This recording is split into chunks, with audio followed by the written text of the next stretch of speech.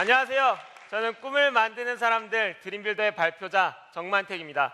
먼저 만나 뵙게 되어 진심으로 반갑습니다. 오늘 사실 날씨가 너무 덥고 푹푹 쪄서 전 사실 이 자리가 다 찰까 싶었는데요. 이렇게 생각보다 너무 많은 분들이 와주셔서 사실 지금 너무 떨립니다. 여러분들이 제 이야기 편하게 들으시면서 호응도 많이 해주시면 정말 재미있게 전달할 수 있을 것 같습니다. 호응 많이 해주실 거죠? 예, 감사합니다. 저는 좀 다른 지원자들이랑 달리 웬 상자를 갖다 놓으니까 이게 뭔가 싶으시죠? 지금 이 안에는 지금의 저를 있게 해준 세 가지가 들어있습니다. 오늘 저는 이 세 가지에 얽힌 각각의 이야기를 여러분들께 전해드리려고 합니다. 그중 첫 번째 이야기는 바로 이 초코파이에 관한 이야기입니다. 여러분들은 이 초코파이 보면 가장 먼저 뭐가 생각나시나요? 예, 맞습니다. 보통 지금 대부분 다 군대랑 정이에요. 보통 군대 아니면 정을 많이 생각하세요. 근데 저 같은 경우에는 조금 특이하게도 여행이 생각납니다. 그것도 무지막지하게 고생했던 여행이요. 이 이야기는 제가 군대에 입대하기 한 달 전의 이야기입니다. 당시 저는 뭔가 군입대를 직전에 앞두고 뭔가 남들과는 특별한 경험을 하고 싶었어요. 그래서 고민하다가 무전여행을 생각합니다. 무전여행, 뭔가 딱 생각만 해도 뭔가 낭만적일 것 같고 돈 없이 막 청춘이 굉장히 흥미진진할 것 같지 않으세요? 그쵸? 예, 저도 그랬는데요. 하지만 안타깝게도 여행은 첫날부터 처절한 생존 게임으로 변해갑니다.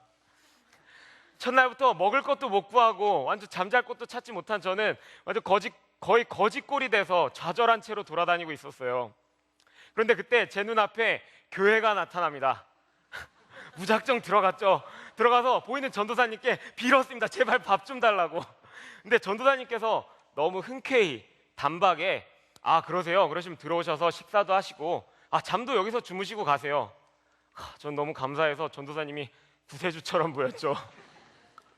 근데 그때 전도사님께서 한마디를 덧붙이시는 거예요. 저기 그런데 그 대신 내일 새벽 예배는 꼭 듣고 가주세요. 전 그때부터 아주 심각한 고민에 빠졌습니다. 왜냐고요? 제가 불교였거든요. 전 그때부터 태어나서 해본 적도 없던 고민, 종교냐 밥이냐 종교냐를 놓고 너무 힘든 심각한 고민을 한 끝에 3초 만에 따끈따끈한 밥을 선택하고 예배도 드렸습니다.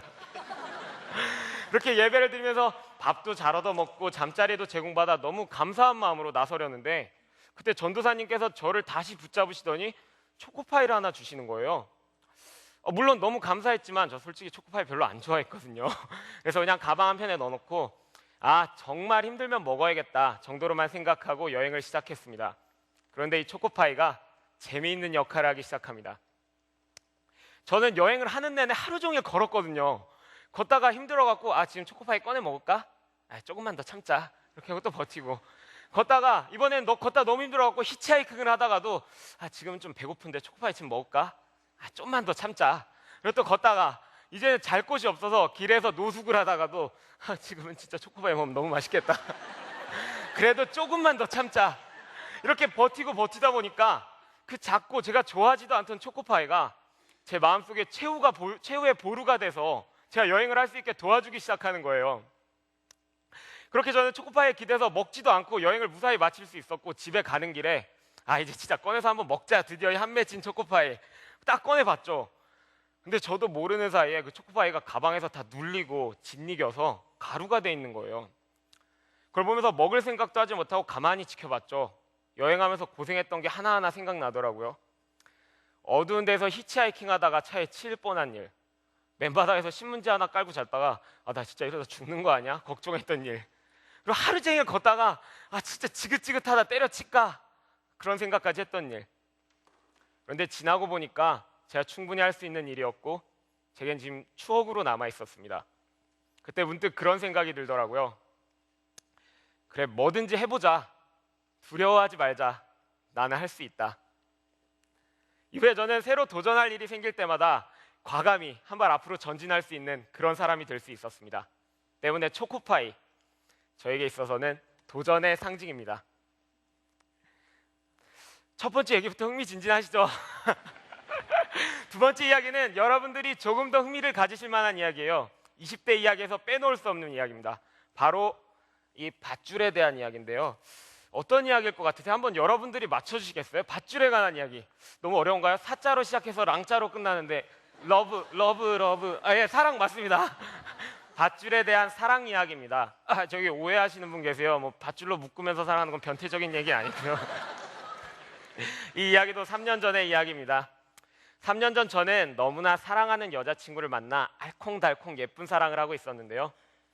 겉보기에 저희 커플은 너무나 완벽했지만 평범한 대학교에 다니는 그저 그런 학생이었던 저는 명문대학교에 다니는 우등생이었던 여자친구를 볼 때마다 열등감에 작아지곤 했습니다.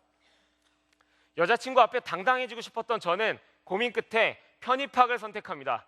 편입학원에 등록하고 첫 달엔 의욕에 넘쳤죠. 뭐든지 다 할 수 있을 것 같았어요. 그런데 공부를 열심히 해본 경험이 없던 저는 금방 일주일도 안 돼서 슬럼프에 빠집니다. 학원엔 맨날 지각하고 그렇게 힘들게 간 학원에서 자습실에서 꾸벅꾸벅 졸다 집에 오기 일쑤였습니다. 정말 한심했죠. 그런데 그 사실을 눈치챈 여자친구가 저와 학원에 함께 나와주기 시작합니다. 학원에 제 자습실 제 옆에 앉아서 제가 졸고 있으면 어깨도 주물러주고 제가 힘들어할 때마다 이런 응원의 말을 해주며 제게 힘이 돼주었습니다. 나는 오빠가 지금 잘하고 있건 못하고 있건 상관없어. 오빠가 언젠가는 결국 성공할 사람이라는 걸 믿기 때문에 믿고 기다려줄 거야. 너무 고마운 여자친구죠. 그렇게 여자친구가 응원의 말을 해줄 때마다 너무 힘이 되었고 고마웠습니다. 하지만 사실 미안하고 창피한 마음이 더 컸습니다. 여자친구 앞에 뭔가 보여주고 싶었던 저는 밧줄을 선택합니다. 밧줄로 저를 의자에 묶고 공부를 시작한 겁니다. 30분도 못 버티고 물 마시러 가고 30분도 못 버티고 화장실 가는 저를 붙잡기 위한 극단적인 선택이었습니다. 사실 처음에 묶고 공부할 때는 사람들이 뒤에서 제 뭐야 수근거리는 소리도 다 들리고 집에 와서 샤워할 때 보면 허벅지가 시퍼렇게 멍이 들어 있더라고요. 그런 거 보면서 내가 이렇게까지 해야 되나 하는 생각도 들었는데요. 근데 뒤에서 묵묵히 저를 믿고 기다려주는 여자친구를 생각하면 못할 일이 없었습니다. 아니, 해야만 했습니다. 정말 독하게 열심히 공부했습니다. 그 누구에게라도 나 정말 열심히 했다라고 당당하게 말할 수 있을 만큼 정말 열심히 공부했습니다. 그런데 안타깝게도 제가 원하던 학교에 입학은 실패합니다. 전 처음에 불합격 통지를 받고 그 패배감이 너무 커서 나는 정말 해도 안 되는 사람인가 하는 생각까지도 했었는데요. 그런데 놀랍게도 저는 이미 변해 있었습니다. 전 어느새 수업 시간에 가장 적극적인 학생들 중 한 명이 되어 있었고 제게 아무리 힘든 일이 닥쳐도 괜찮습니다. 이 정도는 아무것도 아닙니다 하는 마음의 여유가 생긴 겁니다. 무언가를 정말 간절하게 열심히 해보았던 그 경험이 저를 변화시킨 겁니다. 덕분에 저는 여자친구 앞에서는 물론이고 제 자신에게도 떳떳한 그런 사람이 될 수 있었습니다.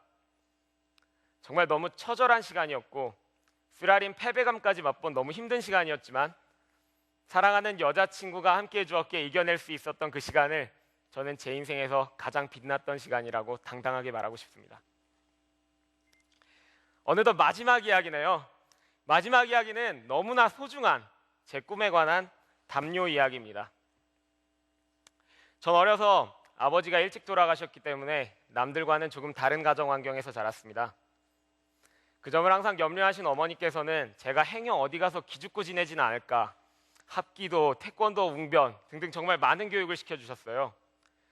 그런데 그런 많은 교육들에도 타고난 것이 워낙 내성적이고 부끄러움이 많았던 저는 어쩌면 어머니에게 그렇게 당당한 아들이진 못했던 것 같습니다. 그러던 제게 작은 사건이 하나 일어납니다. 초등학교 시절 웅변대회에서 제가 우수상을 수상한 겁니다. 태어나서 난생 처음 타본 상이라 일단 너무 기뻤고 옆에서 저보다 더 기뻐하시면서 우리 아들이 발표를 잘하는구나 하시는 어머니를 보면서 저는 그때부터 발표자의 꿈을 갖기 시작했던 것 같습니다. 그러던 제게 중요한 발표 기회는 대학교 신입생 때 찾아왔습니다.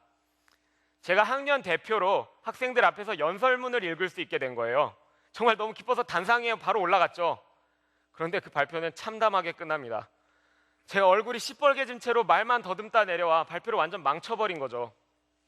친구들은 괜찮아 잘했어 하고 위로해줬지만 발표자의 꿈을 갖고 있던 저는 제 자신이 너무나 창피했고 그때부터 발표를 잘하기 위해 노력을 하기 시작했습니다. 발표 잘해보려고 안 해본 노력이 없습니다. TV에 나온 거 다 해봤고 제가 나름대로 창의적인 방법도 찾아서 해봤는데요. 남들 앞에 서는 것 자체가 너무 무서웠던 저는 이런 게 전혀 도움이 되지 않았습니다. 그렇게 고민하고 있던 제게 친구가 농담처럼 이런 말을 해주더라고요. 야, 사람 상대하는 건 장사가 짱이야. 그렇습니다. 전 그때부터 바로 담요를 싸들고 한강으로 나갔습니다. 한강에 나가서 처음 장사하러 나갔을 땐 초짜티 팍팍 냈죠. 사실 장사꾼을 사람들이 쳐다보는 건 너무 당연한 일이고 오히려 고마운 일이잖아요. 근데 저는 그 시선이 너무 부담스러운 거예요. 그래갖고 담요 싸들고 나 왜 너무 쳐다보는데 이러면서 구석에서 웅크리고 있다 장사도 못하면 아무 소용 그때 문득 그런 생각이 들더라고요. 또 아니 발표자가 꿈이라면서 이런 몇 명 시선도 부담스러우면 나중에 수많은 사람들 앞에서는 할 수나 있겠냐, 그런 생각을 하면서 도끼를 품고 의식적으로 사람들 눈을 똑바로 쳐다보면서 장사를 하기 시작했습니다. 처음엔 당연히 창피했는데 사람들은 당연하게 생각하는 거예요. 장사꾼이 사람 눈 마주치는 걸. 그렇게 하루하루 지나가면서 사람들 앞에 서는 게 부담이 줄어들다가 나중엔 이제 많은 사람들 앞에서도 아무렇지도 않게 되었습니다. 그로 인한 효과는 아주 뚜렷했습니다. 제가 남들 앞에 서는 것에 겁이 없어지면서 발표 실력을 인정받기 시작한 겁니다. 그렇게 발표에 자신감이 생긴 제가 다양한 동아리 활동, 대회 활동에서 발표를 모두 자원하기 시작했고 제 나름의 자신감이 쌓이고 쌓여 마침내 지금 이 무대에 설 수 있게 되었습니다. 제게는 보이지 않는 장벽만 같았던 제 부끄러움을 부수고 설 수 있게 된 이 무대가 꿈의 무대입니다. 여러분, 오늘 날씨 조금 덥긴 하지만 너무 맑았죠? 맑고 좋았죠? 네. 여러분들 중에 맑은 날씨 혹시 싫어하시는 분 계신가요? 손 들어주시겠어요 혹시? 예, 역시 대부분은 맑은 날씨를 좋아하세요. 몇몇 특이하신 분들 빼놓고는요. 이렇게 우리는 보통 어두침침하고 흐린 날보다는 맑고 화창한 날만 좋아합니다. 하지만 여러분들 생각해 보셨나요? 매일 맑은 날만 계속되면 어떻게 될 것 같으세요? 비 오기를 바랍니다. 예, 그렇습니다. 매일 맑은 날만 계속된다면 이 세상은 사막이 되었을 것입니다. 저 역시 지금까지 말씀드렸던 그 이야기 속의 고난들이 제게 단비가 되어 지금의 저를 있게 해주었다고 생각합니다. 초코파이를 통해 배웠던 도전, 제 자신을 스스로 밧줄로 묶게 만들었던 사랑, 그리고 담요를 통해 지켜냈던 제 꿈이 지금의 저를 있게 해준 세 가지입니다. 저는 앞으로도 고난이 있을 때마다 도전하고 사랑하며 꿈을 위해 노력할 것입니다. 제가 이 발표를 준비하며 느꼈던 그 열정과 감동들을 여러분들도 느끼셨기를 진심으로 바라면서 이상 제 이야기 마치겠습니다. 감사합니다.